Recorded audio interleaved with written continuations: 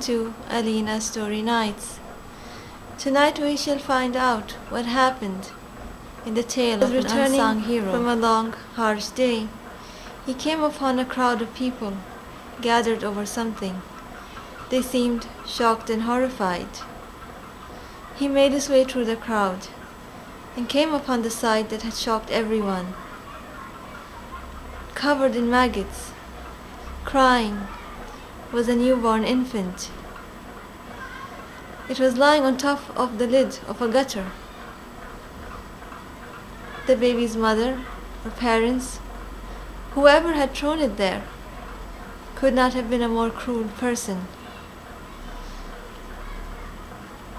Though the people in the crowd were feeling sorry for the child, no one was willing to pick it up because it was covered in maggots. But this man, the moment he saw the child, he did not waste a second. He rushed to the baby and wrapped her in his clothing and took her to a hospital. At the hospital, the child was treated and she recovered. But question remained, where would this child go now? To an orphanage? This hero, though he had nothing, not even a roof over his head, but he couldn't bear the thought of parting with that child. He couldn't bear the thought of not being around to protect that child. And so he decided to dedicate the remainder of his life to that baby, who was not his, but he considered her his own family, humanity, who had been so kind to him for so many years. He pleaded with them to adopt that child, and he promised that he would provide everything needed for that girl to have a good life. But would he be able to do that? He was homeless himself. She lived in that family's home, and the kind lady of that house took care of her.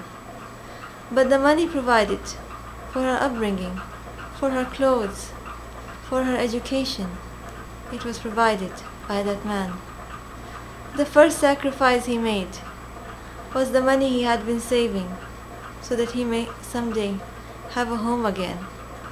He spent that money on the child's upbringing. And whatever money he made after that, it was spent on her. He deprived himself of even the smallest comforts that he had. He would spend the whole year in 2 sets of outfits. He would wear one and wash one. Even when he wanted to go somewhere, he wouldn't take the cab or the bus to save that money for that little girl. And so on, the years went by. The family helped a little bit, but he was the main provider. The child grew up. She had everything that was needed for a good upbringing. His dream was to put her in college, and he accomplished that dream. When asked, he said that his life was lived through her. When she smiled, he felt happiness in his heart. When she was happy, life was perfect for him. He continued to live on his mattress, but that was not what mattered to him. His little girl was having a good life.